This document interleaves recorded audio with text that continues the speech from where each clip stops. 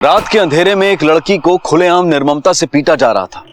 इस तरह की गुंडागर्दी दिल दहला देने वाली थी और साथ ही साथ ये घटना नागरिकों की सुरक्षा को लेकर एक बड़ा सवाल खड़ा कर रही थी। भोपाल में 2015 में हुई इस वारदात ने वैसे तो शहर की सोच पर शुरू में कोई खास असर नहीं छोड़ा, लेकिन जब इस केस से जुड़े तथ्य सामने आए तो लोगों के होश उड़ गए।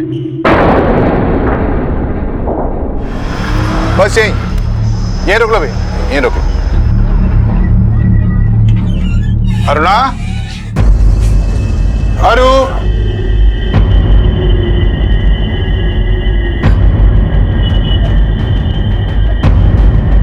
कौन? अजय, हे भगवान, ये सब क्या है? हमारे अरु मुसीबत है।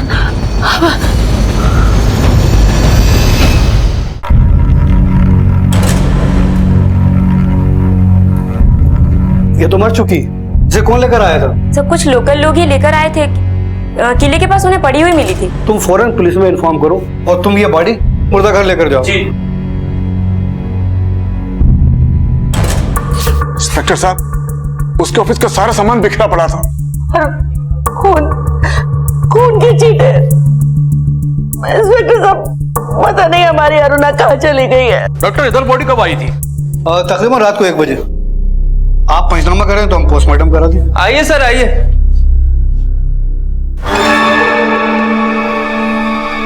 सर, बॉडी तो सर यहीं रखी थी। तू कहाँ गई? सर पता नहीं कहाँ गायब हो गई। गायब हो गई मतलब सर मैंने खुद यहाँ बॉडी रखी है।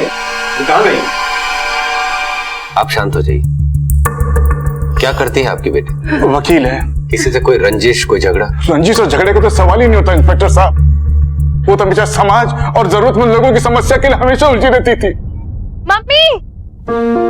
मम्मी कहाँ है आप? मम्मी, अरे आप ऊपर क्या कर रही हैं? कपड़े सुखा रही हूँ। मुझे आपसे एक जरूरी काम है, जल्दी से नीचे आइए। अरे बेटा तू ऊपर आ जा, चल। ओफो, ठीक है, आ रही हूँ। मम्मी। हाँ बोल, क्या कह रही है? ये लीजिए। ठीक है, मेरे पहले महीने की कमाई। अरे वाह, खुश रहे बेटा। 20,000 कमाए हैं, पूरे 20,000। 20,000? अरु बेटा, तू 20,000 कह के मेरे हाथ में ये 4-5 हजार रुपए पकड़ा रही। अरे मैं क्या रख लूंगी? इन्हें तो मैं ठाकुर जी के चरणों में रखती। इसमें 1,000 रुपए का नोट आशीर्वाद के तौर पे रखती और तुझे देती। अरे भाई, इसकी बात सुन तो लो। हाँ बेटा बोल। मम्मी, मेरे ऑफिस के पास ना एक सब्जी वाली है, बेचारी बहुत गरीब है। उसका नाम संतोषी है। आपको पता है, अगले हफ्ते ना उसकी बेटी की शादी होने वाली है और उसके पास बिल्कुल भी पैसे नहीं थे, तो फिर मैंने उसे 15,000 दे दिए। पहले महीने की पहली कमाई वो भी दान करके आ गई। तो पैसों का क्या है मम्मी, फिर कमा लूंगी। बिल्कुल सही। आज तो तू जल्दी आ गई, लेकिन तू रोज इतनी देर से आती है, इतना काम क्यों करती है? अरे मुझे भी पता है वकालत का टाइम टेबल। लेकिन मम्मी, ऑफिस तो रोज मैं 6 बजे ही ओवर कर देती हूँ। तो वो क्या है ना मम्मी, हमारे ऑफिस के सामने जो एक बस्ती नहीं है, उसमें कुछ गरीब बच्चे ऐसे ही घूमते रहते हैं, तो मैंने सोचा कि क्यों ना उनके लिए अपने ऑफिस में इवनिंग क्लासेस खोल दूं। 8-10 बच्चे रोज आते हैं, उनको पढ़ा देती हूँ। कभी आकर देखना, पता है कितना मन लगा के पढ़ते हैं बच्चे। तो बताइए इंस्पेक्टर साहब, ऐसी लड़की के साथ वाला किसी की क्या दुश्मनी हो सकती है? जी सच पूछिए तो ऐसे लोग जो समाज की भलाई करना चाहते हैं, उन्हीं के दुश्मन ज्यादा बनते हैं। कहीं ऐसा तो नहीं है कि आपकी बेटी का किसी केस को लेकर कोई प्रॉब्लम? नहीं, ऐसी बातें उसने हमसे कभी नहीं बताई। अपनी बेटी की एक तस्वीर हमें दे दीजिए। ये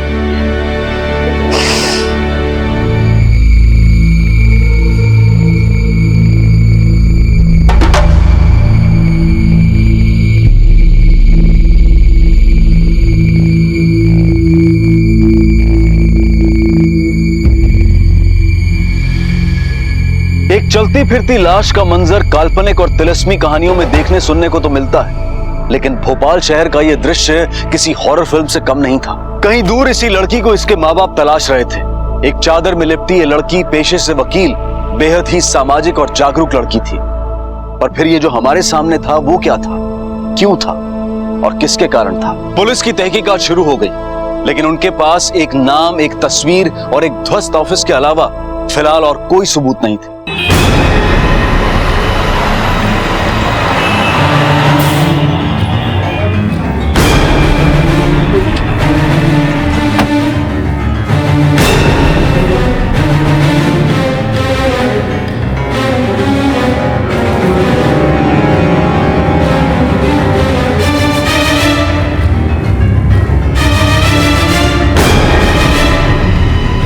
सर ये सब देखकर ऐसा लगता है कि यहाँ पर मारपीट हुई है। फॉरेंसिक में खबर करो और आसपास के लोगों से पूछताछ करो कि कल रात को यहाँ पर किसी ने कुछ देखा तो नहीं था।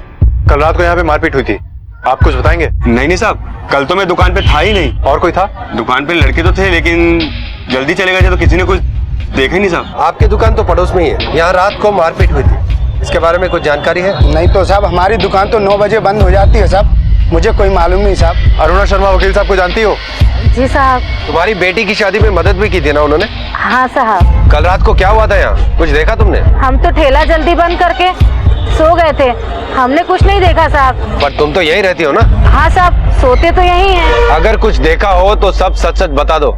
उस औरत ने मदद की है तुम्हारी? हमने कुछ देखा होता तो जरूर बता देते साहब। यहाँ जरूर कुछ हुआ है, डरे हुए हैं सब लोग, इसलिए सब कुछ छिपा रहे हैं। हाँ सर, मैंने भी यहाँ पर कुछ लोगों से पूछताछ की है, लेकिन कोई कुछ बताने को तैयार ही नहीं। बलराम सर, पता करो कि यहाँ का कोई लोकल बदमाश दहशतगर्दी तो नहीं फैला रहा है जिससे अरुणा का झगड़ा हुआ। देखो कि अपने थाने में या यहाँ आसपास के थाने में अरुणा ने किसी के खिलाफ कोई रिपोर्ट तो नहीं लिखवाई थी।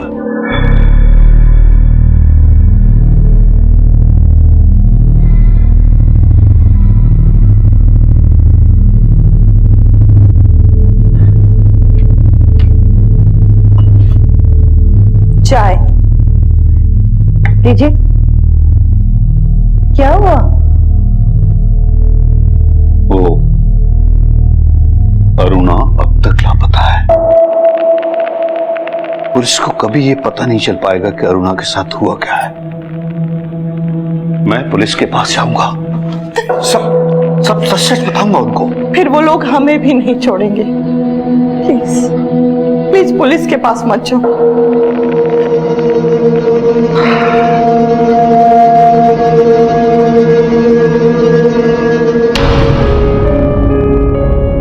सर, ये है संजीव खत्री, नारकोटिक डिपार्टमेंट से।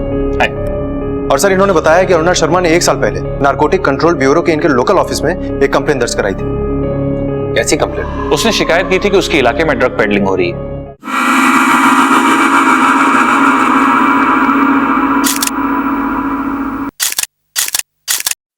सर, ये है बंटी सिंह के कुछ फोटोग्राफ्स जो अरुणा ने मुझे दिए थे।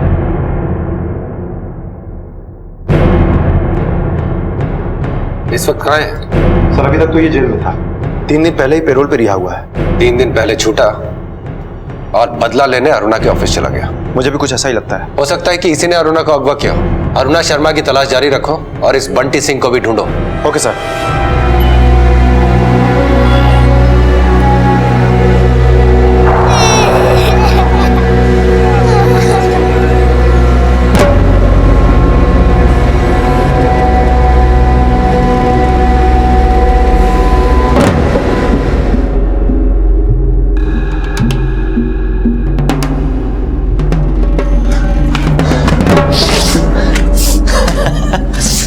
कैसा है मेरा भाई?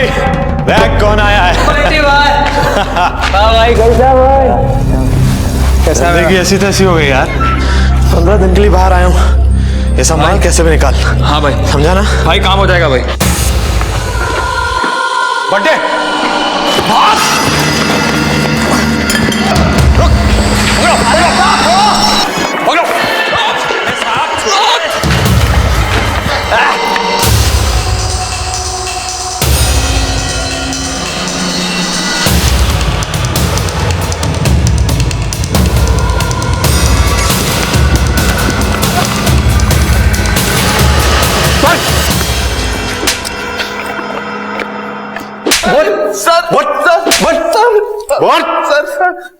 मैंने कुछ नहीं किया साहब, मैं बस डर गया था। अरुणा कहाँ है? अरुणा शर्मा कहाँ है?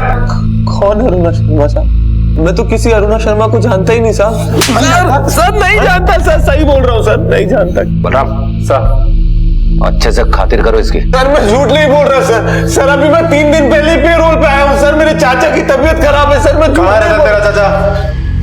चाचा का नंबर है सर, फोन पे बात कर लो सर। इसके चाचा का नंबर लो। चल नंबर दे।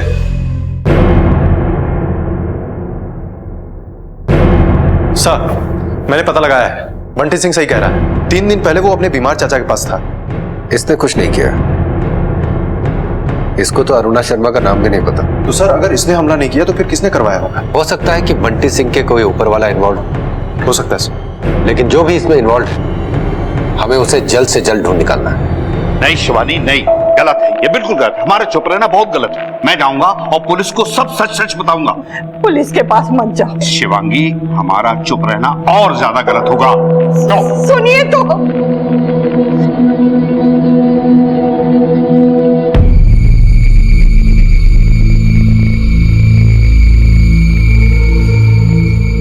कहाँ जा रहा है अंकल? वो सब्जी लेने। सब्जी लेने? हाँ। पहुंच जाएगी सब्जी घर। नहीं सर, मैं ले आऊंगा। अरे पता है अंकल, पुलिस स्टेशन जा रहा है। अरे आंटी, समझाओ ना अंकल को कि घर में रहे। अरे बाहर का मौसम अच्छा नहीं है, बेकार की ठंड लग जाएगी अंकल जी को। हाँ, और दो आंटी, एक खुशखबरी भी है। तो बड़े भैया ने खबर भिजवाया है कि 20 लाख नहीं 16 लाख दे दो और आराम से रहो। और किसी से अगर कुछ बोला तो क्या?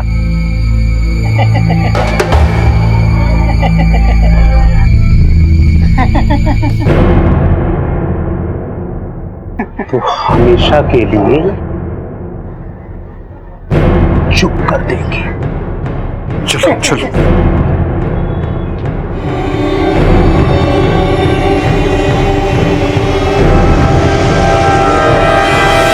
ये ड्रग्स के बारे में तो उसने कभी बताया नहीं हमें। इंस्पेक्टर साहब, ऐसी कोई भी बात जिससे उसे लगता है कि मम्मी पापा को टेंशन होता है वो मैं कभी नहीं बताती। सबका भला ही करती है वो तो। वैसे कोई सुराग मिला उसका? हर तरफ अलर्ट कर दिया है, फोटोग्राफ्स भी सर्कुलेट करवा दी गई। होपफुली जल्दी कुछ पता चल जाना चाहिए। Excuse me.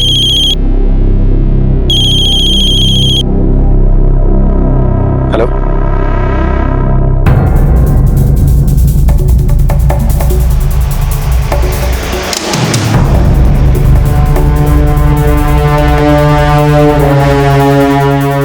कोई रात को 1 बजे बॉडी लेकर आए थे। हमने एग्जामिन किया तो लड़की मर चुकी थी। क्या वो ये लड़की है? हाँ, ये वही है। आपको पक्का यकीन? हाँ, यही थी। और सुभाष नगर थाने से कुछ लोग आए थे पंचनामा करने के लिए। जब हम मरचुरी पहुंचे तो बॉडी मिसिंग थी। डेड बॉडी मिसिंग, यानी लाश गायब हो गई? जी, आप चाहें तो सुभाष नगर थाने में मालूमात कर सकते हैं।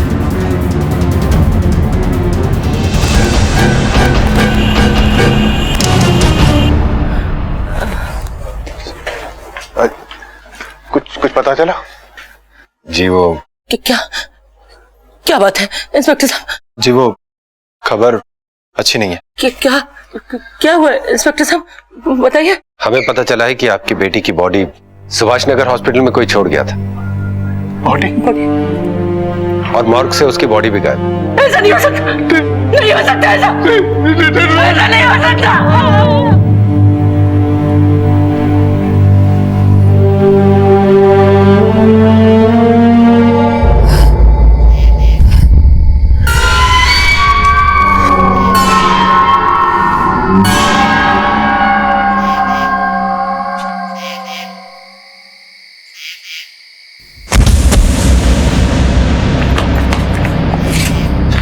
हटो, क्या हुआ?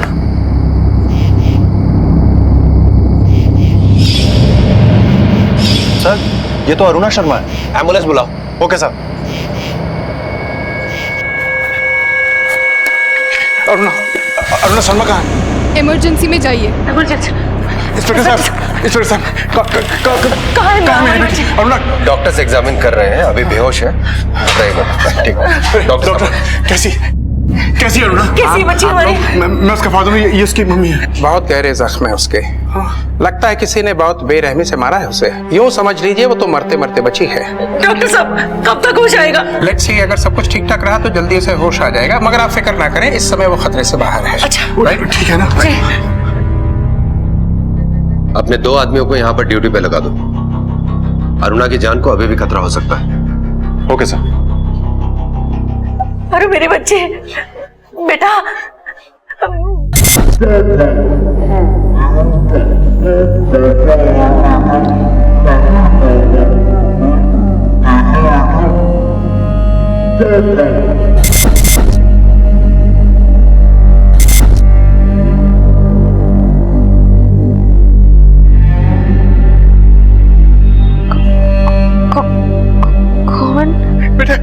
हम दोनों हैं बेटा। हे मम्मी पापा, क्या हुआ इसको? डॉक्टर साहब आंखें बंद। ये जवाब क्यों नहीं देती? आप लोग जरा बाहर आइए, आप लोगों से कुछ जरूरी बात करना है, प्लीज। लड़की के सिर पर गहरी चोट लगी है, मोमेंटरी पार्शियल डिमेंशिया, याददाश्त पर असर पड़ा है। तो फिर वो पुलिस स्टेशन कैसे पहुंचे? जाहिर है उसको अपने बारे में कुछ तो याद होगा। पार्शियल लॉस है, कुछ याद है और कुछ याद नहीं।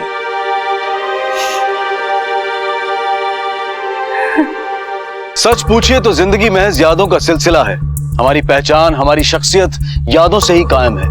अगर एक पल के लिए भी दिमाग के कैनवस से ये यादें धुंधली हो जाएं, तो ना नाम रह जाएगा और ना वजूद। अरुणा के साथ भी इस वक्त कुछ ऐसा ही हो रहा था। एक भयानक हादसे ने उसके मन मस्तिष्क पर गहरा असर डाला था। कुछ याद था तो बहुत कुछ भूल चुकी थी, और ऐसे में पुलिस के लिए उसके साथ हुए अपराध की गुत्थी को सुलझाना बहुत कठिन हो गया था। पुलिस के पास अब एक ही विकल्प रह गया था, इंतजार। अरुणा के स्वस्थ होने का इंतजार, उसकी याददाश्त लौटने का इंतजार। और अरुणा के परिवार के लिए अरुणा का लौटना मानो नया जन्म ही था। यादें धुल गई थी, लेकिन अरुणा जिंदा थी। जिंदगी में उम्मीद लौट आई थी। क्या देख रही है? अपनी फोटो? ये तेरे 12वें जन्मदिन की फोटो है। तुझे याद है उस दिन तेरा जन्मदिन था? तूने कहा था मम्मी मेरी सब फ्रेंड्स को बुलाना, रेशमा, प्रीति, मेघना, अंजू। अंजू? हाँ, बर्थडे। और तूने कहा था उनको छोले बहुत अच्छे लगते हैं, कहा था ना तूने? और मैंने उस दिन खूब चटपटे छोले भटूरे बनाए थे तेरे बर्थडे में। हाँ, हाँ बेटा। और फिर हम उनके लिए याद आया। देखो डॉक्टर ने कहा है कि इस पे ज्यादा प्रेशर नहीं डालना। हमारे लिए कम है कि हमारी बेटी वापस आ गई।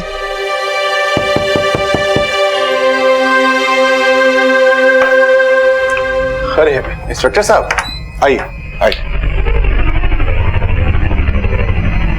कैसी हैं आप? 17 तारीख की रात को आपके ऑफिस में आप पे जानलेवा हमला किया गया था। इस बारे में आपको कुछ याद है? कुछ भी, थोड़ा बहुत? कौन लोग थे, क्या पहन रखा था उन्होंने, कहां से आए थे, कहां लेकर गए थे वो आपको? सोचिए, थोड़ा सा कोशिश कीजिए सोचने की। बलराम, इन फोटोग्राफ्स को देखिए। इस आदमी को जानते हो?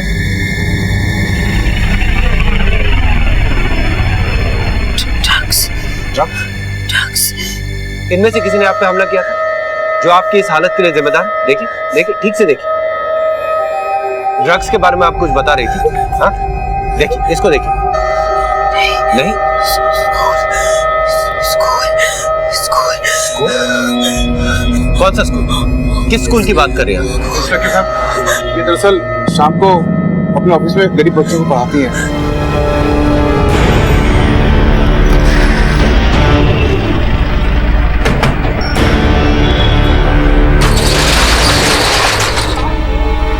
देखो, ठीक से तलाशी लो।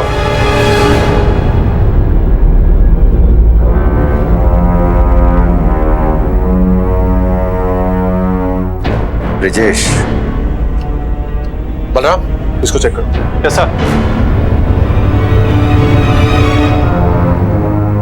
अरुणा का ये स्कूल शाम में चलता था। Yes sir. तो जब हमला हुआ, हो सकता है कोई एक बच्चा यहाँ पर हो सकता है सर। वैसे बच्चे अपने माँ बाप के साथ यहीं पास में झुग्गी झोपड़ी में रहते हैं। चाहे तो हम उन्हें बुलाकर पूछताछ कर सकते हैं। बात तो करनी पड़ेगी। साहब, 10 बजे आखिर में अपने बच्चे को ले गई, तब तो सब कुछ ठीक ठाक था साहब। अरुणा मैडम जी भी बिल्कुल ठीक ठाक थी। उसके बाद क्या हुआ साहब, हमें कुछ नहीं पता। बच्चों, तुम लोग बताओ, क्लास में क्या हुआ था? पढ़ाई, अंग्रेजी, हिंदी और गणित। और क्लास के बाद क्या हुआ था बेटे? बोलो, डरने की जरूरत नहीं है, बोलो। बच्चों बताओ, क्लास के बाद क्या हुआ था? इनकी मैडम पर जानलेवा हमला हुआ है, मरते मरते बची है वो। इतना कुछ किया आप लोगों के लिए, आप लोग एक बयान नहीं दे सकते? शर्म आनी चाहिए आप लोगों को। कुछ लोग आए थे मैडम को पैरोल। क्या बोल रहा बच्चा आपका? हाँ, आपने कुछ नहीं देखा? नहीं साहब, हमको कुछ तो नहीं होगा ना साहब? देखिए, आपको कुछ नहीं होगा, जो भी हुआ साफ साफ बताइए। मैं अपने बच्चे को रोज अरुणा मैडम की क्लास में लेके जाती थी ताकि मेरा बच्चा कुछ सीख सके, और मैं भी वहीं बैठती थी ताकि 2 अक्षर मुझे भी आ जाए। पर उस रात A for apple, B for ball, C for cat, D for dog, E for apple, F for fish. Very good. चलो बच्चों, आज की क्लास खत्म हो गई है, बाकी कल पढ़ेंगे। चलो चलो फटाफट चलो, आओ। काकी, आप इसे साथ ले जाइएगा, इसकी माँ नहीं आई है, ठीक है? आओ, चलो बाहर आओ, आ जाओ। चलो अपना पूरा होमवर्क करके आना, ठीक है? अरे सीधी तरीके से हमारी बात तुम्हारी खुपड़िया में घुसती नहीं है। कहा कैसे लड़ोगी? कैसे लड़ते हैं, कैसे हम बताएं तुमको? इतना कुछ हो गया और आपने पुलिस को बताने की जरूरत भी नहीं समझी। हम लोग गरीब आदमी है साहब, कोर्ट और पुलिस से बहुत दूर रहते हैं साहब। कुछ याद है कौन थे वो लोग? 2 रोज पहले अरुणा मैडम से मिलने एक साहब आए थे। अरुणा जी, अरे राम नरेश ठाकुर जी, आप? आपसे एक बहुत जरूरी बात करनी है। जी कहिए। ये लोग, अरे आप फिक्र मत कीजिए, आप बोलिए। देखिए, मैं ये कह रहा था कि आप पुलिस में रिपोर्ट कर दीजिए, आपकी जान को खतरा है।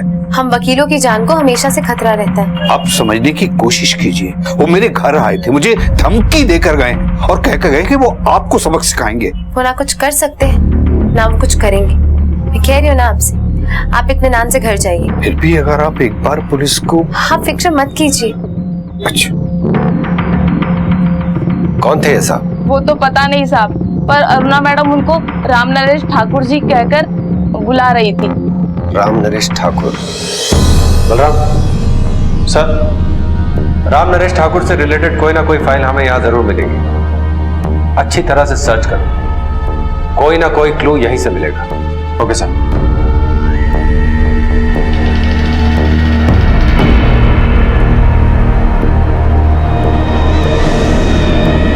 सर, यहां पर राम नरेश ठाकुर से रिलेटेड कोई भी फाइल नहीं।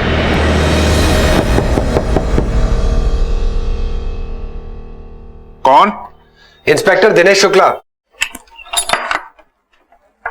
ओह, इंस्पेक्टर साहब नमस्कार। नमस्ते। आइए। राम नरेश ठाकुर, इनको जानती हैं?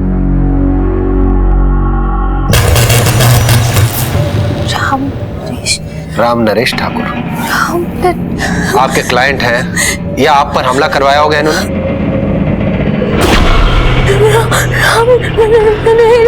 ठाकुर।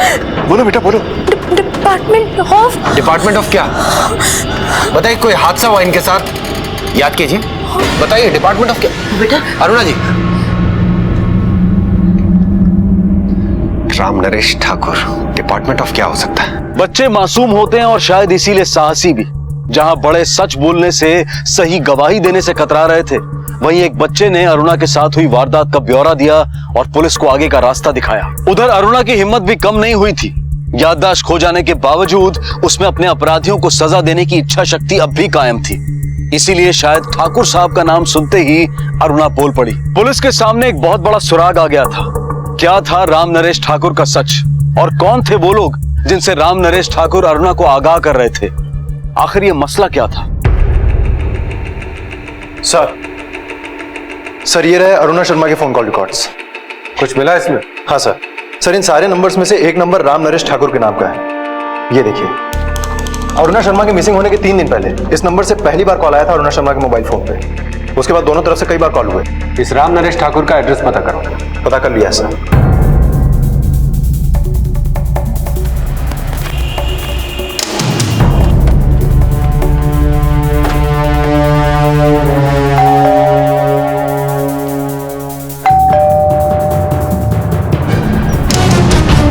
जी राम नरेश ठाकुर?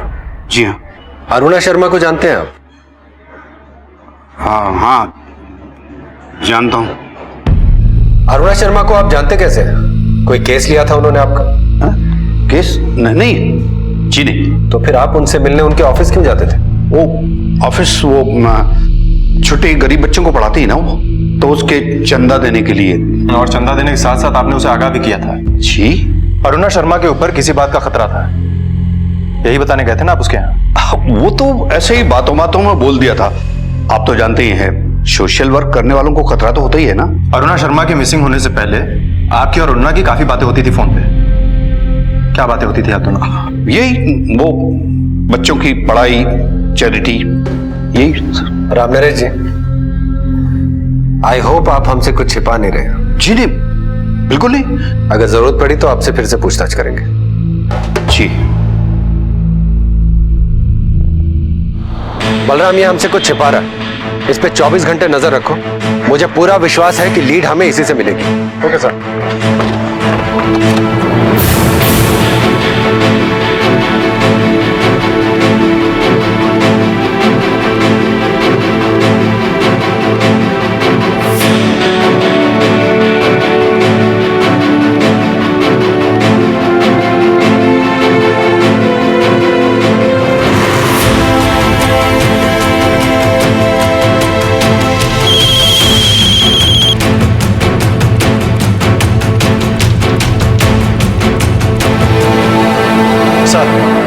सर, हमारा जो आदमी राम नरेश ठाकुर पे नजर रखे हुए है, उसने राम नरेश ठाकुर को गंभीर सिंह रघुवंशी कॉर्पोरेटर के दफ्तर में जाते हुए देखा है। और सर, एक नई बात पता चली है, राम नरेश ठाकुर के इस कॉल रिकॉर्ड में एक नंबर गंभीर सिंह रघुवंशी का भी है। और पिछले कुछ दिनों से इन दोनों में काफी बातचीत हुई है सर, ये देखिए।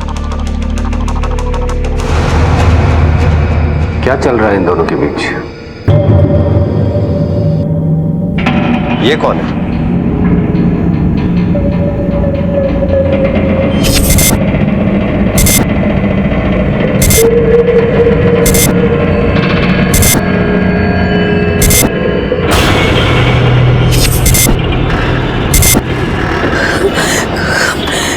गंभीर सिंह रघुवंशी। क्या किया था इसने? मालूम नहीं। ठीक से सोच के बताइए, क्या किया था इसने?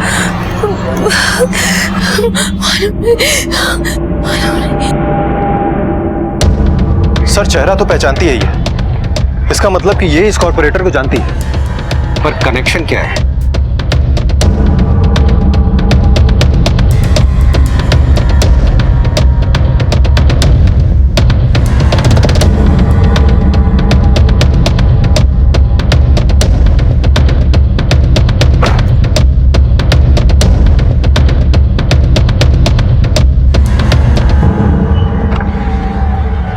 हाजी, वो आदमी कौन था? आप कौन? Sub inspector Balram Sahu. कौन सा वो आदमी? सर, वो राम नरेश ठाकुर साहब जी है और हमारी ऑफिस में काम करते थे। क्या बातें हो रही थी आप दोनों के बीच में? सर, उनको पैसा चाहिए, 15 लाख रुपया कर्जा। 15 लाख? जी। क्यों? होगी उनकी कोई प्रॉब्लम सर, और मैं इतना छोटा सा आदमी कहाँ से लाऊंगा इतना पैसा? ठीक है, जाइए सर।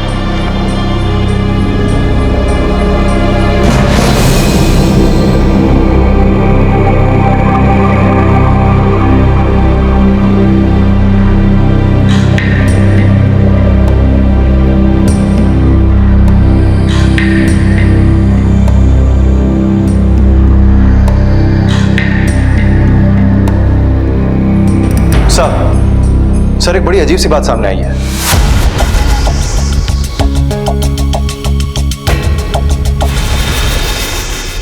अरु बेटा, देख, ये छोटी सी प्यारी प्यारी गुड़िया कौन है? ये तू है। देख, डांस करती हुई 11 साल की बच्ची।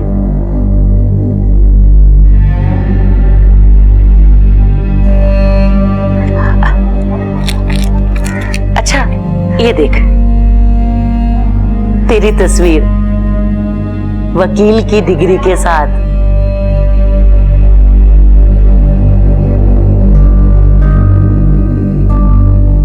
देख बेटा, याद कर, वकील, डिग्री।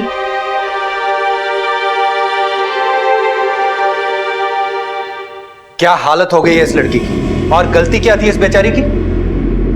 यही ना कि ये दूसरों की मदद करती थी, बुराई के खिलाफ आवाज उठाना चाहती थी। यही गलती थी ना इसकी? बताइए राम नरेश ठाकुर जी, यही गलती थी इसकी? राम नरेश ठाकुर?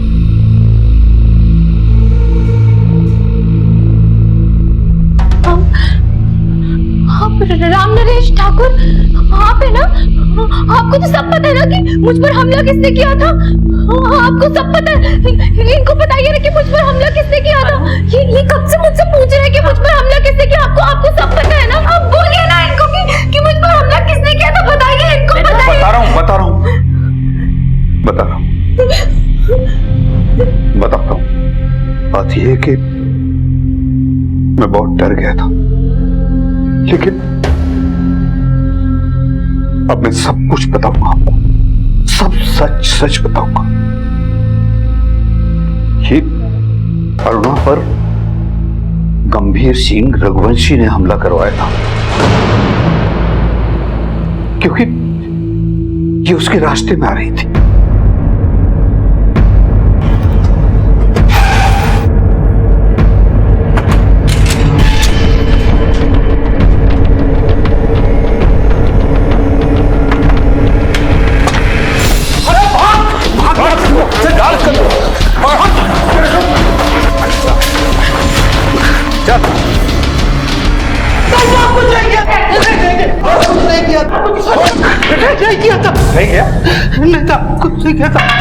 नहीं था। अभी सच बोलेगा और खुराक दो। बताता हूँ तो उस वकील पर हमने ही हमला किया था साहब, हमने ही हमला किया था। किसके कहने पे किया था हमला?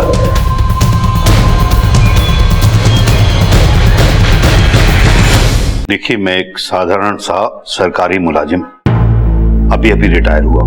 मेरी जिंदगी की कुल जमा पूंजी के नाम पर मेरे पास एक मकान, वो भी मेरे किराएदार ने हथियार रखा था। मैं पुलिस में रिपोर्ट करने का सोच ही रहा था कि एक दिन। अरे नमस्ते। नमस्कार अंकल, कैसे हैं आप? जी अच्छा हूँ। आशीर्वाद दीजिए। खुश रहो। आपके मकान के बारे में सुना है, कुछ लफड़ा चल रहा है क्या? पुराना जो किराएदार है मकान खाली नहीं कर रहा, बहुत परेशान हूँ। हम खाली करवा दें? आप करवाएंगे? गंभीर Singh Raghuvanshi uncle, public servant, पार्षद हैं हम, अपने अंकल का काम नहीं करवाएंगे? अपना मकान होते हुए भी मुझे दूसरे के किराए के मकान में रहना पड़ रहा है। गृह प्रवेश की तैयारी कीजिए, कल दोपहर 3 बजे तक आपका घर खाली हो जाएगा। चल बाहर निकाल, बहुत रह लिया तुम मुफ्तखोरी में। निकाल, अरे निकाल। बदतमीजी कुछ नहीं, कितनी बार तेरे को खाली करने को बोला, समझ में नहीं आता? अरे समझ में नहीं आता, क्या कर रहे हैं आप लोग? मकान खाली होने की खबर सुनते ही हम पति पत्नी वहां मकान पर पहुंचे। ओ अंकल जी, आइए आइए आइए आइए आइए। हमने सोचा कि कुछ पूजा वगैरह।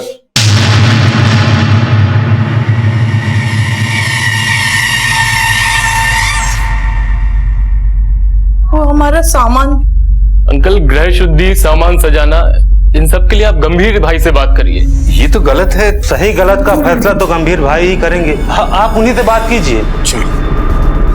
चलो जी हाँ, कहने लगा कि आगे क्या करना है गंभीर भाई बताएंगे। अरे बड़ा बदमाश है वो, खुद भी तो बता सकता था आपको। जी अरे अंकल, बच्चे लोग ने बहुत मेहनत करा आपका घर खाली कराने में, अब उसके लिए बच्चे लोगों को कुछ मिठाई तो देना पड़ेगा ना। अच्छा मिठाई, ये लीजिए। अरे अंकल, 500 रुपए में कौन सा मिठाई आता है? जी एक काम कीजिए, आप कल 20 लाख रुपए लेके आइए, आपका घर खाली करवा देंगे। 20 लाख तो मेरे पास नहीं है। फिर तो बहुत मुश्किल हो जाएगा अंकल, बच्चे लोगों ने बहुत मेहनत करा है, मिठाई का पैसा तो देना पड़ेगा उनको। पर आप टाइम ले लीजिए, मुझे भी कोई जल्दी नहीं है, तो करते ना बात। समझ में नहीं आ रहा कि मैं क्या करूं। हम चल रहे हैं ना, चलकर बात करते हैं। अरे नमस्कार अंकल जी, आइए आइए, कैसे हैं आप? ठीक हूँ। बैठिए बैठिए। पैसे का इंतजाम हो गया? जी, वो आप जो कर रहे हैं वो गैर कानूनी अपराध है। आपकी तारीफ मैडम। अरुणा शर्मा, लॉयर। अरे अंकल, कहाँ ये कानून के पचड़े में पड़ गए? आपके और मेरे बीच की बात है, बैठ के सुलझा लेंगे। नहीं वो देखिए प्लीज। चाय लेंगे अंकल या कॉफी लेंगे? देखिए प्लीज, आप इनका मकान खाली कर दीजिए। बताइए लेंगे क्या, चाय या कॉफी? नहीं। अरे मैं आपसे कुछ बात। चाय पिलवाते आपको बहुत अच्छी वाली। अरे आप सुन तो रहे, मैं बोल क्या रही हूँ। जो मैं आपसे बोल रहा हूँ अब आप सुनिए। आप यहाँ से जाइए, गो। तो इतना टेंशन में आप पैसे का इंतजाम कीजिए, टाइम है आपके पास अभी। लेकिन आप मेरी बात तो सुनिए। मैडम आप जाइए यहाँ से, गो। अगर आपको थोड़ी कहा, अरे आप तो बैठिए। चलो अरे बैठिए, चाय आ रही है अंकल जी।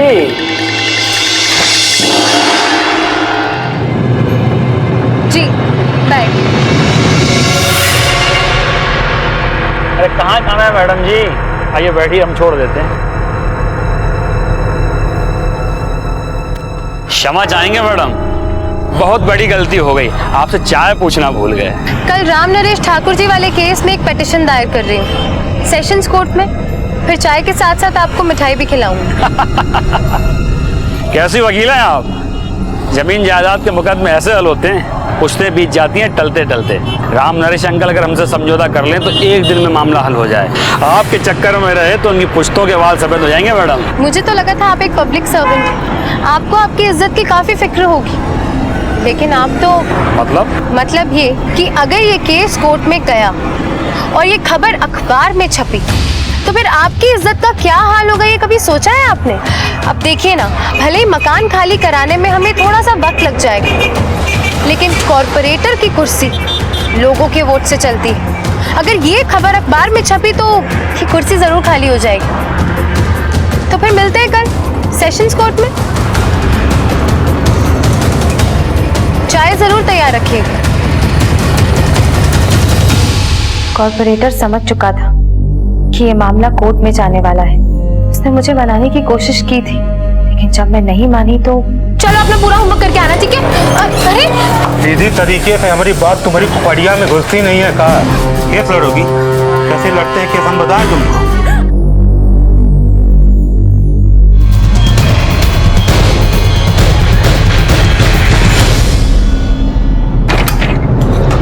आप लोग अंदर कैसे आए? तुम्हें अरेस्ट करने आए।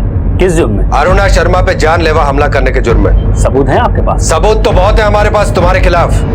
अरुणा शर्मा जिंदा है। अरे छोड़िए आप हमें। अरे तरीका है को ले जाने का, आप छोड़िए हमें। दुनिया में बुराई, अनीति और अन्याय के खिलाफ लड़ने वालों की कभी कमी नहीं होती। कारण यहाँ पर अरुणा जैसे लोग हर शहर और हर गांव में होते हैं, जो सिर्फ न्याय के लिए नहीं लड़ते बल्कि लोगों के लिए मिसाल बनते हैं। इस बात का सबूत बनते हैं कि असत्य पर सत्य की और अन्याय पर न्याय की हमेशा जीत होती है। गंभीर सिंह रघुवंशी और उसके साथियों को अदालत ने आईपीसी की धारा 307, 354, 120 बी और धारा 34 के तहत कड़ी सजा सुनाई है। अब मैं अनूप सोनी आपसे विदा लेता हूं। फिर मुलाकात होगी अगले एपिसोड में और खुलासा करेंगे एक और जुर्म का। तब तक अपना और अपने परिवार का ख्याल रखें और देखते रहें क्राइम पेट्रोल डायल 100। सबक एक को, सीख हम सबको। जय हिंद। कहते हैं कि रिश्तों की मिठास इंसान की जिंदगी में एक अलग जायका लेकर आती है। बहुत ही महत्वपूर्ण हिस्सा होते हैं ये हमारी जिंदगी के।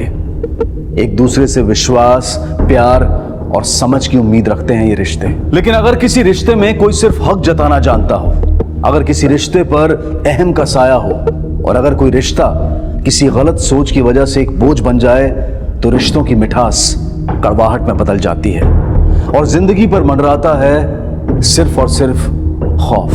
हमारी आज की कहानी ऐसे ही रिश्तों की कहानी है जो शुरू तो होते हैं प्यार से लेकिन खत्म होते हैं खौफ पर।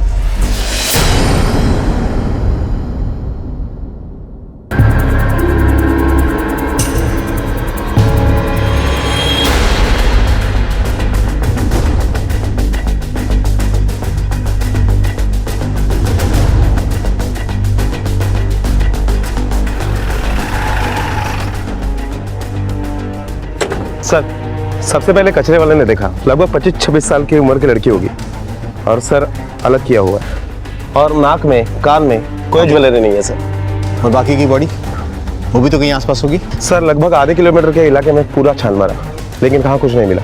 इसका मतलब है कि कातिल ने कत्ल करके शरीर कहीं और फेंक दिया ताकि हमें गुमराह कर सके। राणे एक काम करो, सारे पुलिस स्टेशन में इन्फॉर्म करो कि 24-25 साल की किसी भी लड़की की मिसिंग कंप्लेंट मिले या आने वाले दिनों में कोई भी हेडलेस बॉडी मिले तो हमसे संपर्क करें। उसको पोस्टमार्टम के लिए भेजें। Yes sir.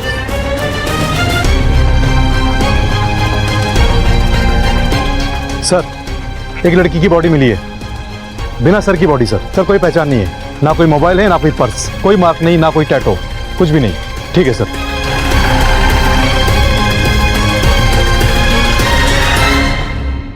सर आज सुबह विक्रोली में एक लाश मिली है कंस्ट्रक्शन साइट पर। लाश एक लड़की की है और उसकी उम्र भी लगभग 24-25 साल की है। विक्रोली और भांडुप में ज्यादा डिस्टेंस नहीं है, हो सकता है ये उसी लड़की की बॉडी हो जिसका सर हमें मिला है। अगर मर्डर उस एरिया में हुआ है तो हमें सर हैंडओवर करना पड़ेगा, लेकिन राणे उससे पहले हमें ऑटोप्सी एक्सपर्ट से ये पता करना पड़ेगा कि सर और बॉडी एक दूसरे से मैच करती है कि नहीं। सर पोस्टमार्टम रिपोर्ट आ गई है। सर हमें मिला हुआ सर और विक्रोली में कंस्ट्रक्शन साइट पर मिली हुई बॉडी एक दूसरे से मैच नहीं कर रहे। लेकिन हैरत की बात यह है सर कि दोनों कत्ल एक ही दिन मतलब 11 तारीख को रात को 8 बजे से लेकर 11 बजे के बीच में हुए हैं और दोनों की उम्र लगभग 25 साल है। मतलब दो अलग अलग लड़कियों का कत्ल एक ही दिन एक ही समय पे एक ही तरीके से हुआ। राणे ये बात अजीब है। और सर एक बात, पोस्टमार्टम रिपोर्ट से यह भी साबित हो रहा है कि दोनों मर्डर में मर्डर वेपन भी एक ही है। इसका मतलब हमें एक सर और एक बॉडी और मिलने वाली है।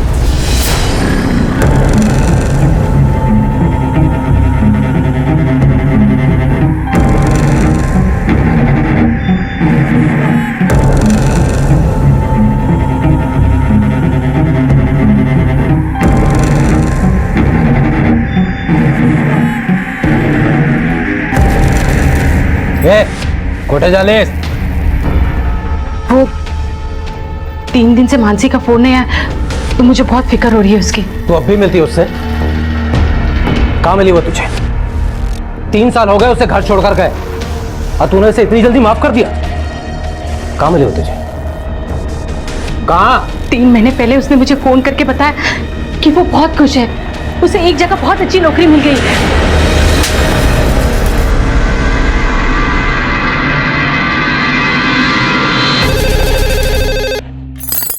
हेलो हेलो हेलो, बोला ना, कौन बोलता है? आए मन्नू, कशी है तू? सब ठीक है ना बेटा? आई मैं बिल्कुल ठीक हूँ। तू यहाँ वापस नहीं आई ना बेटा? आई आज मैं बहुत खुश हूँ, इसलिए तेरी याद आ रही थी रे। आई तुझसे मिलने का मन कर रहा है। नहीं बेटा, तू जहाँ है वहाँ सुखी रहे, मेरे पास आने की गलती भी मत करना। तू खुश है, मैं उसी में खुश हूँ। सर मैं फोन करती हूँ।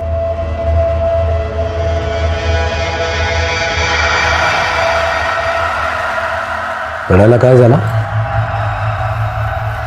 किसका फोन था? मानसी का फोन तो नहीं था?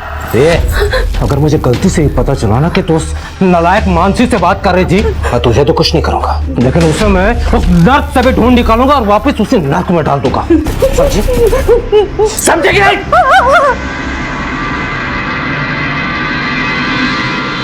कब गई वो घर से? 3 साल पहले। क्या 3 साल पहले? और आप आज मिसिंग कंप्लेंट लिखवा रही हैं? 3 साल पहले वो घर से भागी थी, उसके बाद उसका कोई कांटेक्ट नहीं था, लेकिन अचानक 4 महीने पहले उसका फोन आया था। उसके बाद उससे रोज बात होती थी।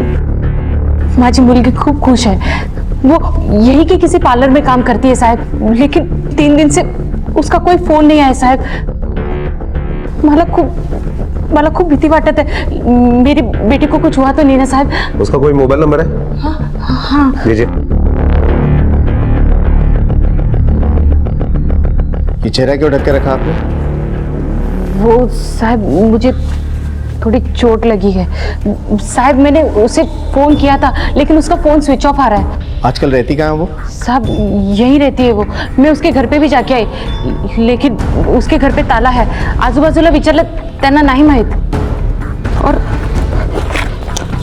ये यहाँ पे वो काम करती है साहब, वो क्या है ना, आजकल मैं बहुत सारी बातें भूलने लगी हूँ, इसलिए सब लिख के रखती हूँ। वो घर से भागी क्यों थी? कोई प्यार वार का चक्कर था क्या? मालूम नहीं साहब। उसकी शादी हुई थी? नहीं साहब, ये खोली मेरी है। मानसी यहाँ पे रहती है भाड़े पे, पर 3 दिन से इधर ताला लगा हुआ है। तू क्या रोज यहाँ पर आकर देखता है? साहब आने जाने का रास्ता यही है, मेरी खोली भी तो पास में है, तो लिख जाता है। फिर तो रोज बातचीत भी होती होगी उससे आपसे। साहब आप तो बात का मतलब ही उल्टा निकाल लिए। बातचीत कहाँ होती है साहब? हाँ, काम पड़ता है तो बात होती है। वैसे अच्छी लड़कियां हैं साहब। लड़कियां? और कौन रहता है उसके साथ? उसकी बहन रहती है साहब, वैशाली।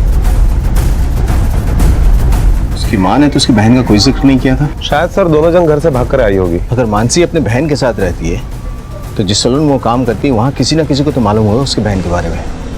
सर मानसी ने 11 तारीख से तो 1 हफ्ते की छुट्टी ली है। किस लिए? वो तो पता नहीं। पिछले कुछ दिनों में आपको ऐसा लगा कि वो टेंशन में या कोई परेशानी है उसकी? नहीं तो मुझे तो ऐसे नहीं लगा। हाँ लेकिन जब वो 10 तारीख को काम पे आई थी उसका गाल सूजा हुआ था। ऐसा लगा कि किसी ने उसको खींच के जोरों से मारा होगा। मानसी ने कभी भी आपसे अपनी बहन के बारे में कोई जिक्र किया? बहन? मुझे पता भी नहीं था मानसी की बहन है। जी हाँ, मानसी की एक बहन है, लेकिन उसका नाम वैशाली नहीं मनीषा है, जो अपने पति के साथ कुर्ला में रहती है। तो उसकी कोई वैशाली नाम की सहेली है? वो तो मुझे नहीं पता, उसका कभी उसने जिक्र नहीं किया। ठीक है, दरअसल में एक लड़की का कटा हुआ सर मिला है। उसकी पहचान करने के लिए आपको हमारे साथ चलना पड़ेगा। एक काम करो, उस मकान मालिक सतीश को भी बुला लो। जी सर।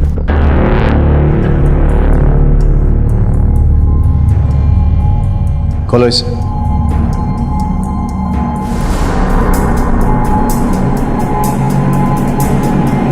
साहब ये मानसी नहीं है। ये तो वैशाली है, मानसी की बहन वैशाली। ये क्या पागल के जैसे बोल रहे हैं? ये कोई मानसी की बहन बहन नहीं है। देखिए सुजाता जी, जरा गौर से देखिए, क्या आप इस लड़की को नहीं जानती? ये मानसी नहीं है और उसकी बहन भी नहीं है। अरे साहब पूरा मोहल्ला इन दोनों को बहन करके जानता है। अब मानसी ने खुद बताया था कि वैशाली उसकी बहन है और सब बड़े प्यार से रहते थे दोनों। मैंने कहा ना, ये मानसी नहीं है। उसकी छोटी बहन उसके पति के साथ कुर्ला रहती है। लेकिन साहब मैं एक मिनट, आप थोड़ी देर के लिए बाहर जाइए। देखिए, विक्रोली में पुलिस को एक लाश मिली है, सर कटी हुई लाश, जो इस सर से मैच नहीं करती है। मतलब किसी और लड़की की लाश है। क्या आप उस डेड बॉडी को देख के बता सकती कि वो आपकी मानसी है या नहीं? देखिए, इस केस की इन्वेस्टिगेशन के लिए बहुत जरूरी है, प्लीज।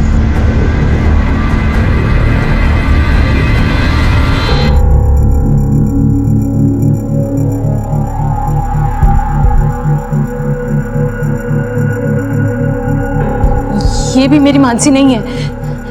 आपको पक्का यकीन है? हाँ बिल्कुल, ये मानसी नहीं है। पिछले 3 सालों से आप उससे मिली नहीं है, फिर इतना यकीन से कैसे कह सकती कि मानसी नहीं है?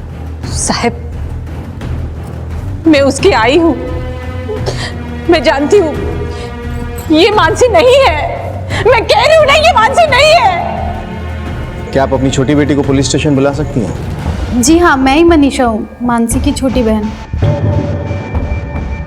ये मानसी को तुमने आखिरी बार कब देखा था? 3 साल पहले, जब वो घर छोड़कर भागी थी। अच्छा, तुम्हारे पास मानसी के साथ खींची हुई कोई तस्वीर है? जी हाँ,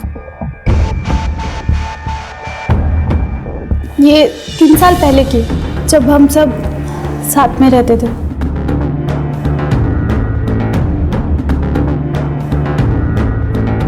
कसम से साहब, मानसी ने खुद बोला था कि वैशाली उसकी बहन है करके। मैं झूठ क्यों बोलूंगा साहब? पिछले 1 साल से दोनों बहनें करके जानता हूं, इसलिए वैशाली के बारे में कभी ज्यादा कुछ मालूम नहीं किया। अब मानसी की बहन नहीं है तो वो कौन है, कहां से आई है, इसके बारे में मैं कुछ जानता नहीं साहब। ठीक है, जाओ। राणे, ये भी तो हो सकता है कि उसकी कोई दोस्त हो जिसको बहन बना के इंट्रोड्यूस किया हो। सर लेकिन दोस्त को वो दोस्त कह के भी इंट्रोड्यूस करवा सकती थी, बहन बनाने की क्या जरूरत पड़ी? ये जानने का सिर्फ एक ही तरीका है, मानसी के घर को सर्च करना पड़ेगा, वहीं से पता चलेगा कि ये वैशाली कौन है।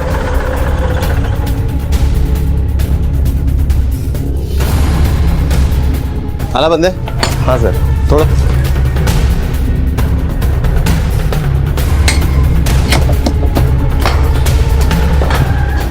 सर्च करो।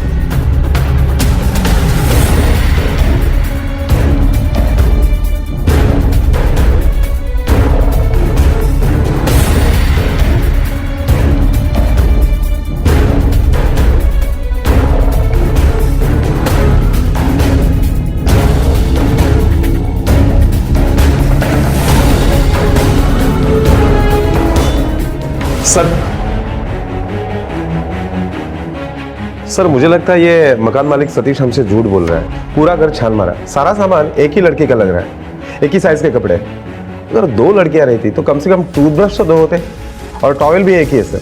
सर मैंने आड़ोस पड़ोस में सबसे पूछताछ की, लेकिन वैशाली के बारे में किसी को कुछ नहीं पता है। और हाँ सर, मानसी के बारे में जब मैंने पूछा तो लोगों का कहना है कि वो किसी के साथ मिक्सअप नहीं होती थी। तूने तो कहा था कि वैशाली के बारे में पूरा मोहल्ला जानता है, लेकिन तेरे अलावा मोहल्ले में वैशाली को कोई नहीं जानता, और तूने तो वैशाली का चेहरा भी आइडेंटिफाई कर लिया। साहब दरअसल वैशाली दिन भर घर में रहती थी, बाहर नहीं निकलती थी ना। तो अब तू ये भी बता दे कि क्या किया तूने उसके साथ। किसके साथ? वैशाली के साथ। बाकी की बॉडी कहाँ है उसकी? साहब मैंने कुछ नहीं किया साहब, मैं सिर्फ भाड़ा लेने के लिए जाता था, उधर ही वैशाली दिखती थी, इससे ज्यादा मैं कुछ नहीं जाता साहब। तेरा चक्कर था उसके साथ? नहीं साहब, मेरा चक्कर नहीं था। झूठ मत बोल, तेरा वैशाली के साथ चक्कर था, और तुम दोनों में ऐसा कुछ तो हुआ जिस वजह से तूने वैशाली का किस्सा ही खत्म कर दिया। और इत्तेफाक की बात देख, मानसी के मिसिंग के बारे में हम तेरे पास पूछताछ करने पहुंचे। तूने सोचा चलो अच्छा है, वैशाली का किस्सा मानसी के किस्से के साथ जोड़ दिया जाए। नहीं साहब, मैं कुछ नहीं जानता, वो दोनों साथ में रहती थी, बस इतना ही जानता हूँ। आप चाहे तो उसके दोस्त से पूछ लीजिए। किसका दोस्त? मानसी का दोस्त। एक लड़का हमेशा आता था घर पे, उसने जरूर वैशाली को देखा होगा। आप उससे पूछ लीजिए ना साहब। सर, अंकुर लाटकर नाम का एक लड़का है, उसके कई सारे कॉल मानसी के कॉल अकाउंट में फ्लैश हो रहे हैं। उसका एड्रेस मिल गया है, लेकिन सर उसने 10 मई के बाद मानसी को एक भी फोन नहीं किया। कहीं ऐसा तो नहीं कि 10 तारीख के बाद अंकुर लाटकर मानसी के साथ ही हो, और इसलिए उसे मानसी को फोन करने की जरूरत ही नहीं पड़ी हो सकता है, या शायद उसे पता हो कि मानसी तो मर चुकी है, तो फोन करने की जरूरत क्या है।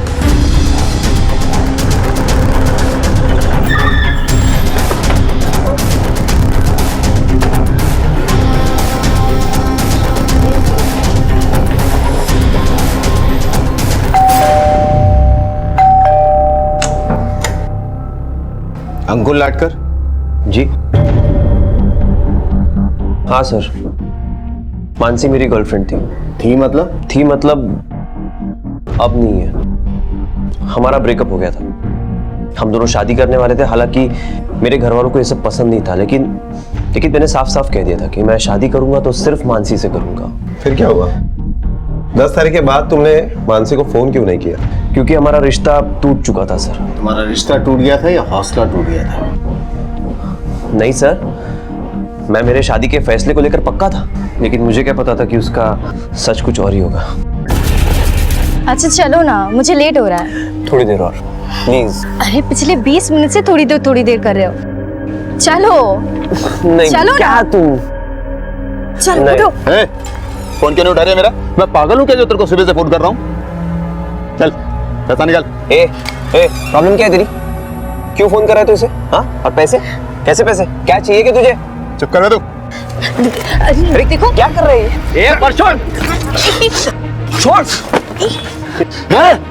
मियाँ बीवी के झगड़े में टांग मत अड़ा, वरना मुंह तोड़ दूंगा तेरा। अबे बीवी किसे कह रहा है तू? मेरे से क्या पूछता है? जिसके साथ बैठा है ना उससे पूछ। क्यों री? बताया नहीं तूने उसको क्या? ये पकड़ तेरे पैसे और चलता बन यहाँ से।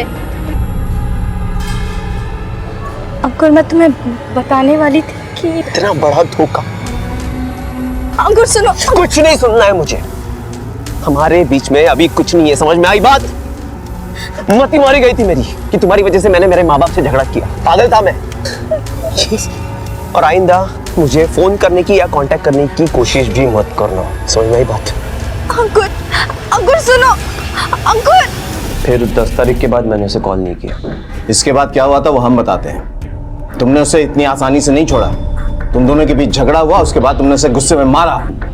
नहीं सर, ऐसा ही हुआ था, क्योंकि 10 तारीख को जब वो सलोन गई थी तब उसका गाल सूजा हुआ था, और तुमने उसे मारा इसलिए वो गाल सूजा था। नहीं सर, मैंने नहीं मारा उसे। वो तो हम पता लगा ही लेंगे, लेकिन फिलहाल तुम ये बताओ कि मानसी के किसी दोस्त या बहन वैशाली को जानते हो?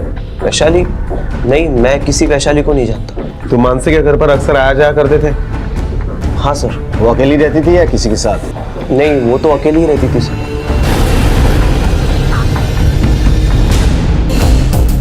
सर, इस अंकुर पर कितना भरोसा किया जा सकता है? अगर मानसी ने सचमुच में शादी की होती तो क्या वो अपनी माँ को नहीं बताती? हो सकता है अंकुर झूठ बोल रहा है। एक कांस्टेबल यहाँ सिविल में लगा दो, उस पर नजर रखनी होगी। वो इसलिए कि इसे पता चल चुका है कि हमें पता है कि मानसी गायब है, और अगर ये इस केस में इन्वॉल्व है तो भागने की कोशिश करेगा। सर लेकिन रिस्क क्यों ले? मुझे लगता है इसे सीधा उठा ले। कैसे रानी? हमारे पास एक सर है जो यही नहीं पता किस लड़की का है, और एक हेडलेस बॉडी है, वो भी नहीं पता किस लड़की की। और ये भी हो सकता है ना कि मानसी ने खुद अपनी माँ को नहीं बताया होगा कि वो शादीशुदा है। हो सकता है।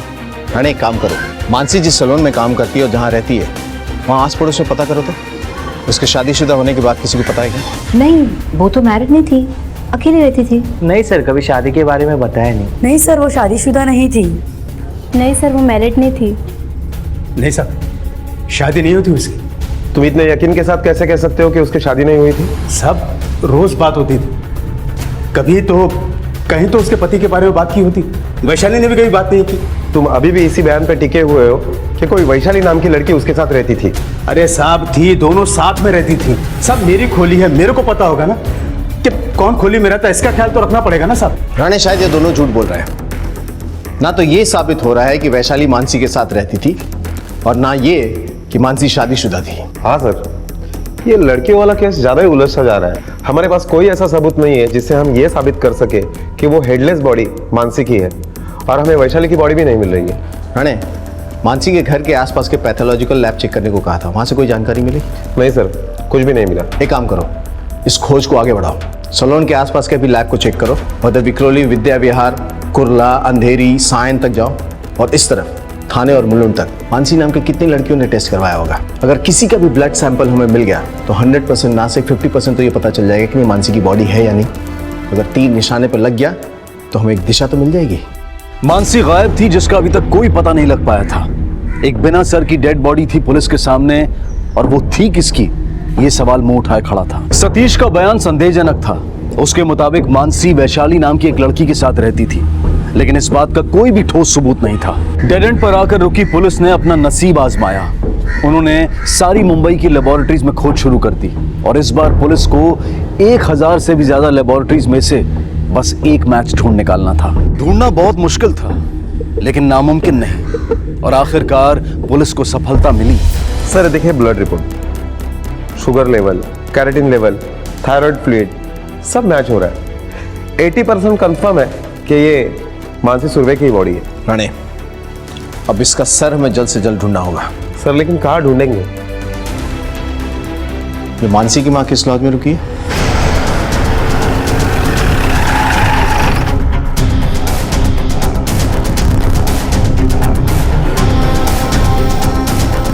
ये सुजाता सुरवे कौन से रूम में है?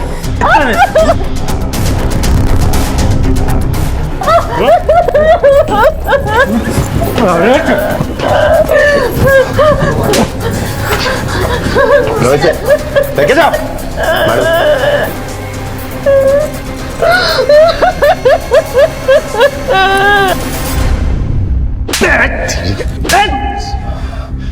औरत पे हाथ उठाता है नामर्द कहीं का। हाथ उठाया उस पे, बीवी है वो मेरी, और मारूंगा उसे। और मारेगा उसे, और मारेगा उसे। उसे कितनी बार समझाया मैं कि उस कलमोही मानसी से अपने को कोई संबंध नहीं रखने का है। बात क्या को नहीं सुनती वो मेरा? अपनी बेटी से इतनी नफरत क्यों करता है तू? उसने काम में ऐसा किया है, मेरे खानदान का मुंह काला करके रख देती वो लड़की। क्या किया था उसने? चपरासी के लड़के के साथ चक्कर था उसका। कितनी बार समझाया उसको, और तो और उसकी माँ भी उसकी तरफदारी करती थी। मुझे तो शक है कि मानसी के घर से भाग जाने में ये सुजाता ने उसकी मदद की होगी। नहीं छोड़ूंगा उसे मैं। किसे? मानसी को या उसकी माँ को? उसकी माँ को। सही बोला, क्योंकि मानसी को तो तूने पहले ही मार दिया। मानसी मर गई? ज्यादा नाटक मत कर, सच बता। वो सच में मर गई क्या? हाँ, उससे तूने मारा, और मारने के बाद उसके शरीर के 2 टुकड़े कर दिए। शरीर कहीं और फेंक दिया, सर कहीं और। बोल, सर कहाँ फेंका? मैंने नहीं मारा उसे। 11 तारीख को कहाँ था तू? मैं गांव में था। सच बोल, कहाँ था तू? बोला ना, मैं गांव में था। वो गांव में एक शादी थी, सब लोगों ने देखा है मुझे, पूछ सकते हैं आप किसी से भी। तुझे पहले से पता था ना मानसी शादीशुदा है? अब वो शादीशुदा रहे या कुएं में जाके जान दे, मेरे को कोई फर्क नहीं पड़ता। वो जिस दिन घर छोड़कर भागी उसी दिन वो मेरे लिए मर गई थी। सर सिर्फ एक ही आदमी कह रहा है कि मानसी की शादी हुई थी, और सिर्फ एक ही आदमी ये भी कह रहा है कि मानसी वैशाली के साथ रहती थी। ये दोनों लड़कियां तो गुत्थी बन के सामने खड़ी हुई हैं। हाँ सर, इन दोनों लड़कियों के बारे में कोई पक्की इन्फॉर्मेशन नहीं मिल रही है। यशवंत सुरे का ठिकाना एक बार क्रॉस चेक करो, पता करो 11 तारीख को कोल्हापुर में था कि नहीं। लोकल पुलिस स्टेशन से भी एक बार क्रॉस चेक कर लेना। अगर वो कोल्हापुर में था तो उसका इस केस से कोई लेना देना नहीं है। उसके कॉल रिकॉर्ड्स और मोबाइल टावर लोकेशन भी पता कर लो। सर, एक लड़की की बॉडी मिली है।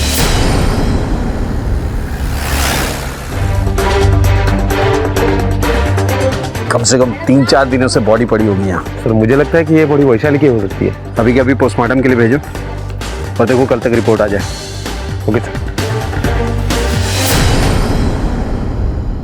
सर अंकुर का और मानसी का कॉल रिकॉर्ड, और इन कॉल रिकॉर्ड से ये पता चल रहा है सर दोनों ने इस एक पर्टिकुलर नंबर पर कॉल किया है। किसके नाम से ये नंबर? सर ये नंबर तो मानसी के नाम पर ही रजिस्टर्ड है। मानसी के पास कोई दूसरा नंबर है, इस बात की चर्चा तो किसी ने भी नहीं की। सर अंकुर ने कहा था कि 10 तारीख के बाद उसने मानसी को कॉल नहीं किया है, लेकिन 11 तारीख को अंकुर ने इस नंबर पर फोन जरूर किया है। एक काम करो, इस नंबर के कॉल रिकॉर्ड्स निकालो।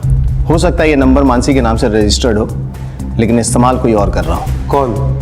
वैशाली? ये वैशाली नाम की कोई लड़की है तो तभी साबित हो पाएगा ना जब सर और डेड बॉडी मैच कर जाए। ये पोस्टमार्टम रिपोर्ट है, आपने अर्जेंट मंगवाई थी ना? रानी, ये डेड बॉडी और सर तो एक ही इंसान के हैं। रानी, इसका मतलब ये वैशाली की ही बॉडी है जिसके बारे में सतीश हमें बता रहा था। और एक बात और प्रूफ हो रही है कि एक ही तरीके से दोनों को मारा है। रानी, ये तो 3 महीने की प्रेग्नेंट थी। क्या? सर मुझे लगता है कि इसमें मकान मालिक सतीश साहनी का ही हाथ होगा। साहब, मैंने क्या किया? मानसी ने तेरी खोली का 8 महीने से भाड़ा नहीं दिया था और फिर भी तूने मानसी से खोली खाली नहीं करवाई, क्यों? साहब तो इसमें बुरा क्या किया साहब मैंने? अच्छी लड़कियां थी, सोचा पैसे आएंगे तो भाड़े दे देंगे हम लोग। और साहब मैं अकेला आदमी हूँ, मुझे लगता कितना है साहब। झूठ बोल रहा है तू। सब मानसी को तू पसंद करता था इसलिए कर रहा था सब? नहीं साहब, मुझे मालूम था कि उसका चक्कर है, फिर मैं ऐसा क्यों करूंगा साहब? चल मानसी को छोड़ दे, वैशाली की बात करते हैं। पसंद करता है ना तू उसे? अरे नहीं साहब, ऐसा कुछ भी नहीं था। देख, हमें वैशाली की डेड बॉडी मिल चुकी है और हमें यह भी पता चला है कि जब वो मरी थी तो 3 महीने की प्रेग्नेंट थी। क्या है ये सब?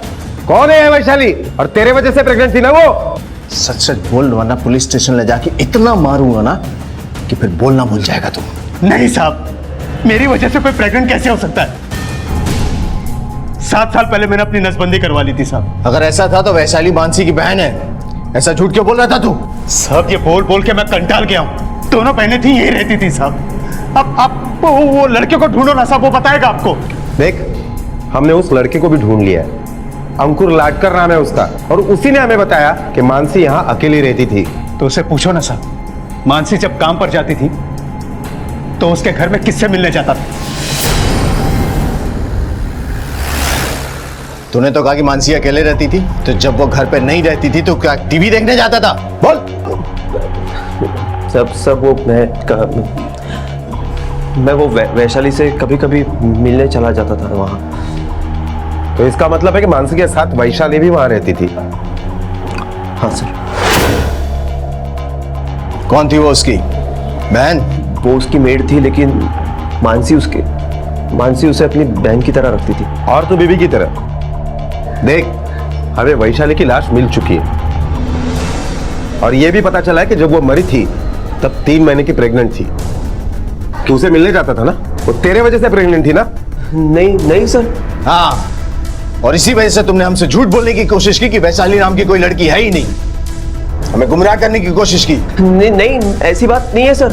राणे, ये ऐसे नहीं मानेगा, इसका ब्लड सैंपल हमें डीएनए टेस्ट के लिए भेजना पड़ेगा। नहीं सर, हो सकता है कि वो मुझसे प्रेग्नेंट हुई हो, लेकिन मेरी इसमें कोई गलती नहीं है सर। मैं जाता था वैशाली से कभी कभी गप्पे मारने के लिए, लेकिन एक दिन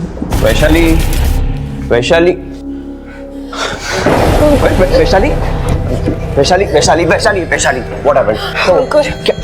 वैशाली क्या कर रही है तू? What are you doing? कुछ गलत तो नहीं कर रही हूँ ना? वैशाली ये गलत है। कुछ गलत नहीं है। लिसन टू वैशाली व्हाट है? क्या कर रही है तू? क्या गलत है अंकल? ये गलत है। क्यों अंकल? मानसी का प्यार सही और मेरा प्यार गलत? उसके बाद वो खुद गिल्टी फील करने लगी। मुझसे बहुत बड़ी गलती हो गई। तुम प्लीज ताई को ये सब मत बताना, वरना मेरी नौकरी चली जाएगी। मैं तुझे पाया पड़ती प्लीज। क्या करती तू? शांत बस।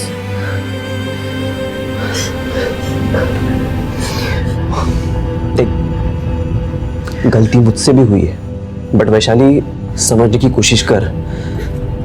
मैं मानसी से बहुत प्यार करता हूँ। ये सब वो सहन नहीं कर पाएगी। उसे पता चला ना कि हम दोनों के बीच में ये सब हुआ, उस वजह से मुझे वो छोड़कर चली जाएगी। आज के बाद हम इस बारे में कभी बात नहीं करेंगे। बस इतना ही। और एक ही बार हुआ सर, इसलिए मैं श्योर नहीं हूँ कि वो मुझसे प्रेग्नेंट हुई थी या किसी और से। लेकिन हम श्योर हैं वो तुझसे ही प्रेग्नेंट थी। मानसी को यह बात पता थी और इसलिए तुमने उन दोनों को रास्ते से हटा दिया। नहीं सर, मैं कसम खा के कहता हूं मैंने ऐसा कुछ नहीं किया है। तुम झूठ बोल रहे हो और हमें फिर से गुमराह करने की कोशिश कर रहे हो, और इसीलिए तुमने उसकी शादी की बात उठाई ताकि हमें यकीन हो जाए कि मानसी गलत लड़की है। नहीं, मेरा यकीन मानिए, मैं खुद मानसी के पति से मिल चुका हूं। ठीक है, तो उसका स्केच बनवा सकते हो ना? हाँ। हेलो, अच्छा ठीक है सर, यशवंत सुरवे के कॉल रिकॉर्ड्स आ गए। मैं नहीं आया मुंबई। तू मुंबई नहीं आया था तो तेरा फोन अकेला आया था यहाँ पर? बोल। और तो और तू सलोन के एरिया में भी गया था जहां पर मानसी काम करती है। मानसी से मिला था ना तू? बोल, मिला था कि नहीं? हाँ, मैं मुंबई आया था।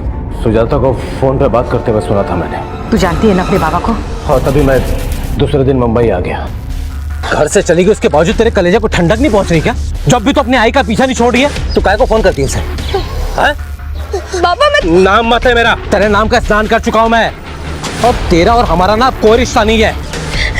आज ही के दिन मिलना था आपको, जिस दिन मैं सबसे ज्यादा दुखी हूँ ना। अभी सोच रही थी ट्रेन के सामने जाके ना अपनी जान दे देती हूँ। तो दे देना, कौन रोक रहा है तेरे को? तू मर जाएगी ना, हमको कोई फर्क नहीं पड़ता।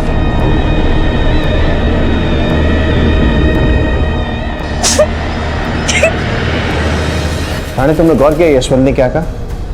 उससे मानसी ने ये कहा था कि वो जान देने की कोशिश कर रही थी, और तारीख थी 10 नवंबर, और अंकुर ने कहा कि उसी दिन उसका हस्बैंड उसके सामने आया था, जिसकी वजह से उसने रिश्ता तोड़ दिया। हाँ सर, अगर ये दोनों बातें जोड़ी जाए तो शायद अंकुर सच कह रहा है कि मानसी शादीशुदा थी।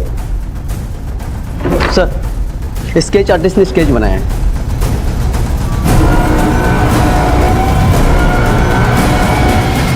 यही था, मैं बता रहा हूँ, यही था सर। राणे, ये इसके सारे पुलिस स्टेशन में भेज दो। ये आदमी जल्द से जल्द हमारे हाथ आना चाहिए। सर मैं जाऊँ? फिलहाल तो तुम जा सकते हो, लेकिन ये शहर छोड़ के जाने की कोशिश भी मत करना, वरना फिर से पकड़े जाओगे। जी सर। रुको, ये बताओ वैशाली कहाँ की रहने वाली थी? सर एग्जैक्टली तो पता नहीं, लेकिन मानसी की बातों में कई बार कोल्हापुर का जिक्र हुआ था। सरनेम क्या है उसका, जानते हो? वो तो मैंने कभी पूछा नहीं सर। ठीक है, जाओ। जी सर। राणे, मानसी के दूसरे नंबर से कोल्हापुर में कोई कॉल हुआ था कि नहीं, पता करो। Okay sir. आखिर वैशाली थी कौन, कहाँ रहती थी, उसका मानसी के साथ कोई रिश्ता था भी या नहीं, और क्या मकान मालिक सच बोल रहा था?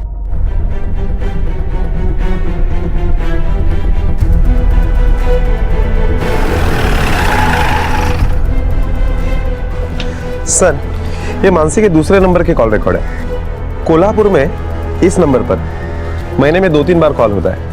प्रीपेड नंबर है, आउटगोइंग का पैसा 2-3 महीने से भरा ही नहीं है। किसके नाम पे ये नंबर? सर, कोई प्रकाश नाम का बंदा है।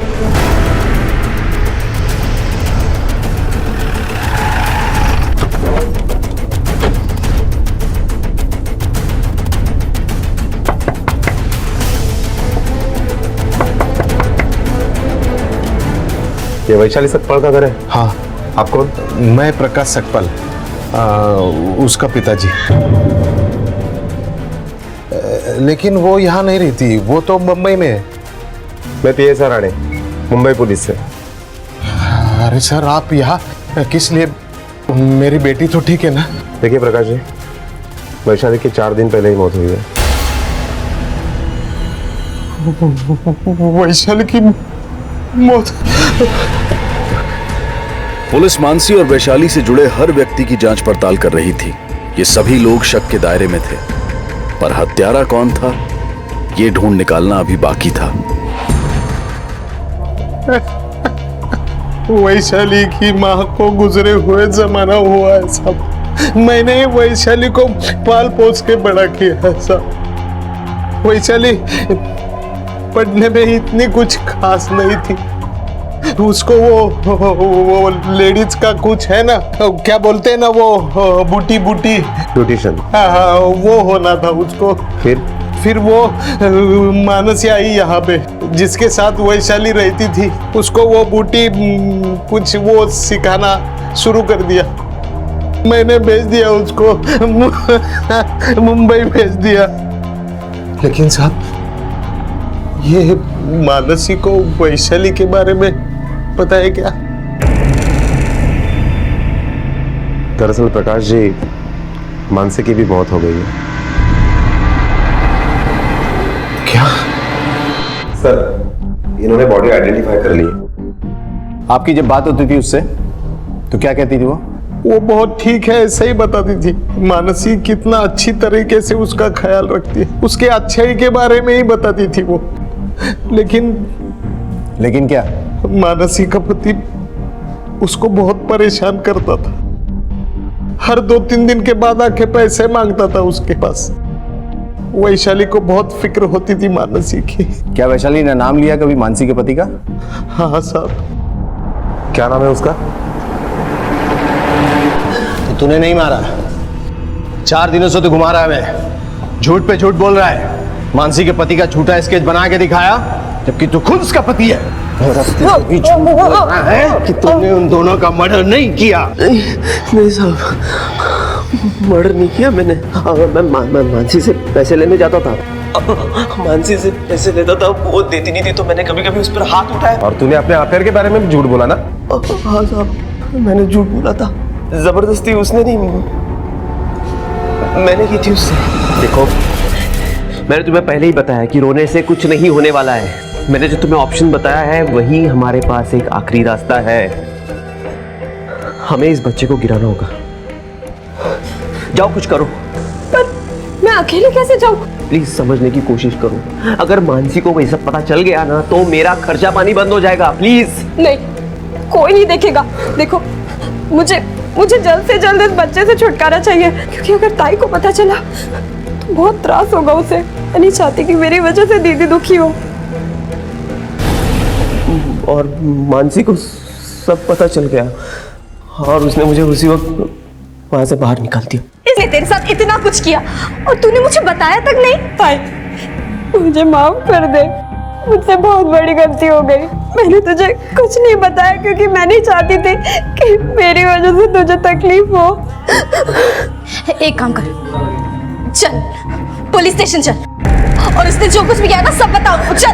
नहीं ताई, नहीं, किस मुंह से पुलिस में जाऊंगी मैं? ताई, मैं पैर पड़ती हूँ ताई, प्लीज। तू यहाँ खड़े खड़े तमाशा क्या देख रहा है? निकल यहाँ से। लेकिन उसके बाद उन दोनों के साथ क्या हुआ मुझे सच में नहीं पता साहब। सर, आपको क्या लगता है ये खून इसने किए होंगे? क्योंकि कत्ल के वक्त इसका मोबाइल लोकेशन तो घर का दिखाई दे रहा है। हो सकता है कि वो घर पे मोबाइल रख के उसके बाद निकला। हाँ, नहीं, अगर वैशाली प्रेग्नेंट थी और ये बात मानसी को पता थी तो जरूर उसे लेके वो गायनेकोलॉजिस्ट के पास गई होगी। एक काम करो, मानसी के घर के आसपास के जितने भी गायनेक क्लिनिक है ना, वहाँ जाओ, चेक करो। मुझे उनके फर्स्ट विजिट की डेट और टाइमिंग चाहिए।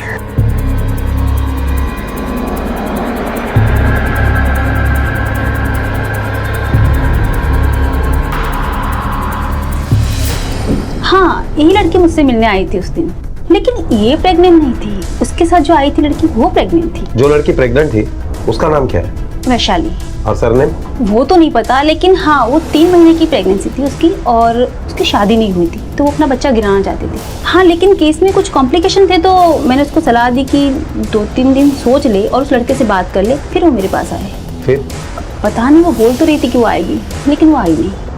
अगर बच्चा गिराने में कोई कॉम्प्लिकेशंस थी तो जरूर इन लोगों ने किसी से सलाह मशवरा किया होगा। हाँ सर, और इसीलिए शायद वो डॉक्टर के यहाँ से वापस चली गई। पता करो 12 बजे के बाद वैशाली और मानसी ने किस किस को फोन किया था? सर 10 तारीख की रात को मानसी के मोबाइल से इस नंबर पर रात को 12 बजे के बाद कॉल की गई और ये कॉल लगभग 45 मिनट तक चली। किसके नाम से ये नंबर? हाँ, मैंने ही मारा उन दोनों को, और ये सब मानसी की वजह से हुआ था। काका वैशाली प्रेग्नेंट है। वैसे तो उसकी कोई गलती नहीं है इसमें, मेरे पति ने उस पर जबरदस्ती की और वो चुपचाप सहती गई।